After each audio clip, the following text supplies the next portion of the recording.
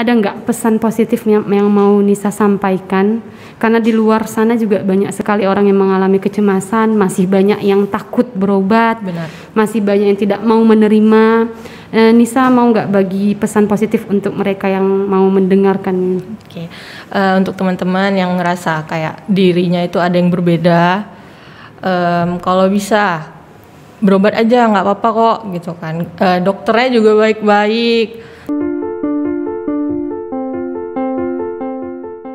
Assalamualaikum warahmatullahi wabarakatuh. Salam sejahtera, salam sehat jiwa.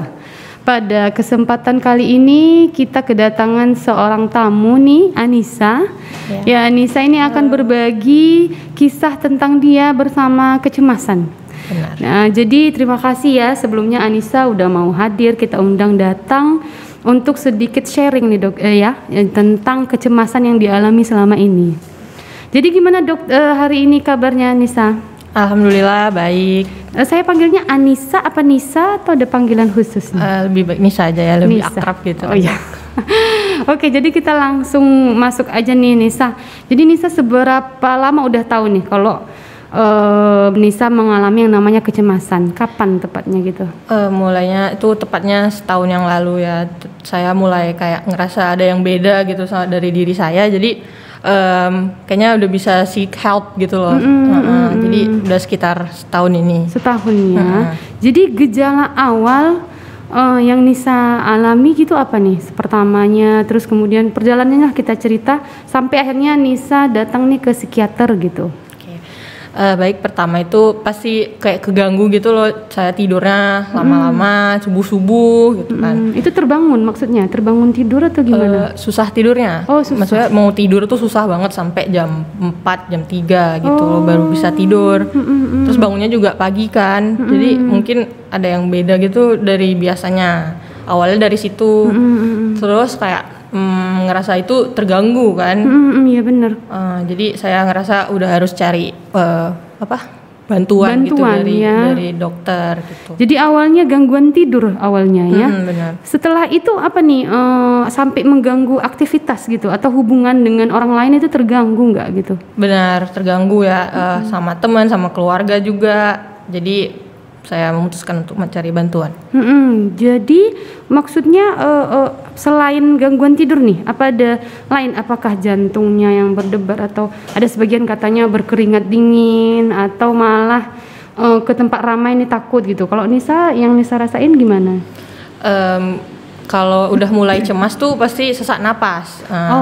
Bener kayak gitu. Kayak pendek gitu nafas ya. Benar. Iya benar. Sesak gitu kan. Kalau udah sesak nih biasanya sampai cakar-cakar aja sih karena biar teralihkan sakitnya gitu. Oh, cakar tangan gitu ya. Benar. Jadi maaf nih Nisa kalau memang ini berarti ada upaya untuk menyakiti diri sendiri untuk mengurangi yang namanya rasa cemas itu gitu ya. Nisa? Benar. Jadi Nisa selama ini nih apa ada orang tua atau teman atau siapa yang menemani Nisa nih selama kecemasan ini? Kemudian apa peran mereka gitu dalam pengobatan Nisa nih? Kalau dari keluarga saya ke orang tua tuh nggak cerita ya. Pernah sih cerita tapi mereka selalu bilang kayak alah udahlah sholat aja gitu. Jadi nggak saya lanjutin ke cerita sama keluarga orang tua. Kalau ke adik-adik saya cerita sekedarnya aja.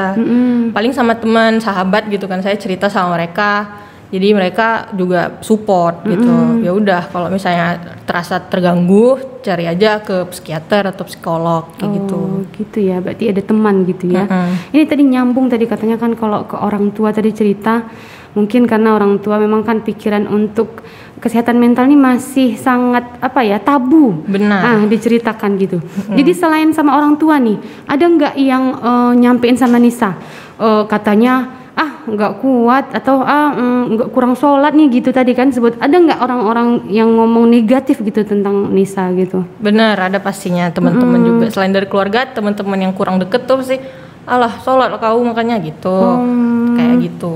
Jadi lebih kepada apaan sih? Kayaknya lebay gitu ya. Bener. Mungkin menurut mereka ya. Nggak kuat kali mentalnya. Kurang iman kayak gitu. Padahal kan maksudnya kita kan butuh support gitu. Bener. Ya. Tapi syukur ada sahabat-sahabatnya ya. Ada. Jadi sejauh ini nih selama setahun, kemudian udah berapa lama berobat Nisa? Saya berobat sekitar Agustus bulan tahun ini. Oh, Agustus ya, baru hitungan bulan. Selama beberapa bulan ini udah mendapatkan terapi apa saja, dan maksudnya Nisa merasakan ada perubahan nggak, ada manfaat nggak gitu? Pertama diberi saran dulu ya, cara kayak bernapas kalau misalnya kita sesak napas gitu kan. Terus ada dikasih obat juga, beberapa obat saya lupa juga ya namanya, obat untuk biar tidurnya itu bagus lagi gitu. Ada manfaatnya ya? Maksudnya ada perubahan nggak selama berapa bulan berobat? Benar. Dari obatnya sendiri juga pasti ada manfaatnya, ada ininya ya. Kalau yang paling bermanfaat itu cara mengatur nafas saat sesak nafas itu. Oh iya itu untuk relaksasi ya. Iya, jadi saat cemas itu nyerang, dipraktekkan, alhamdulillah mengurangi ya. Benar.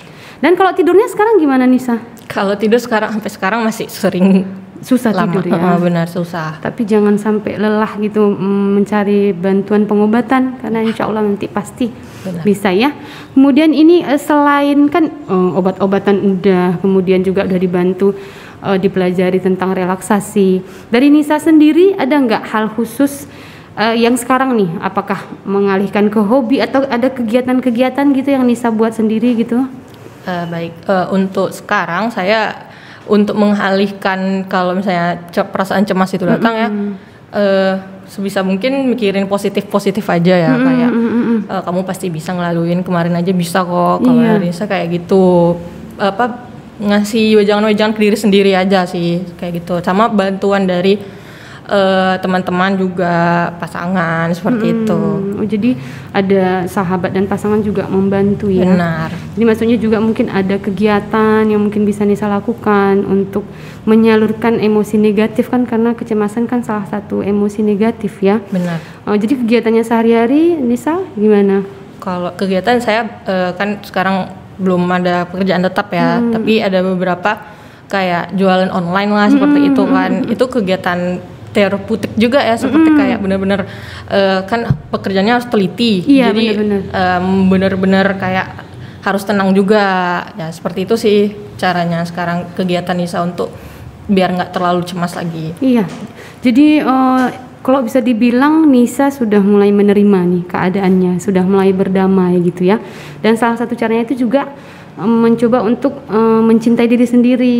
Benar. Tapi tadi juga Nisa bilang bicara sama diri sendiri. Benar. Gitu ya. Iya. Udah mulai berdamai, udah mulai beradaptasi gitu ya. Dalam proses lah. Karena kan mencintai diri sendiri agak sulit ya, menerima diri ini apa adanya. Iya benar, karena emang segala sesuatunya perlu adaptasi, perlu proses. Iya. Jadi Nisa ada nggak pesan positif yang mau Nisa sampaikan? Karena di luar sana juga banyak sekali orang yang mengalami kecemasan, masih banyak yang takut berobat, masih banyak yang tidak mau menerima. Nisa mau nggak bagi pesan positif untuk mereka yang mau mendengarkan? Oke. Untuk teman-teman yang ngerasa kayak dirinya itu ada yang berbeda, kalau bisa berobat aja, nggak apa-apa kok gitu kan. Dokternya juga baik-baik. Terus juga nggak ada salahnya, kamu nggak bakal dijudge sama dokter kan paham posisi kamu. Jadi kalau misalnya kalian teman-teman yang ngerasain kayak yang Nisa rasain itu membutuhkan bantuan, ayo kita berobat, seperti itu. Ya, jadi itu pesan yang memang mau kita sampaikan. Jangan mikirnya kalau ke psikiater itu pasti nih kenapa nih, pasti ini udah negatif duluan gitu ya. Benar. Jadi ini memang Nisa sebenarnya banyak yang mau saya sampaikan juga, mau yang saya tanyakan juga, tapi memang berhubung waktu kita juga terbatas. Iya. Terima kasih. Iya, sekali lagi udah mau datang ke podcast ini adalah seksi ansietas PPPDS KJI. Mudah-mudahan di lain kesempatan kita berjumpa lagi dan Nisa juga cepat sembuh. Iya, semangat ya. Iya, makasih Dok. Oke, terima kasih kepada semua pendengar masih mau mendengarkan sampai detik ini. Semoga apa yang kita sharing tadi bisa bermanfaat bagi banyak orang.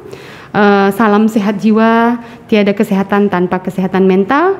Saya tutup dengan ucapan wabillahi taufiq wal hidayah. Assalamualaikum warahmatullahi wabarakatuh.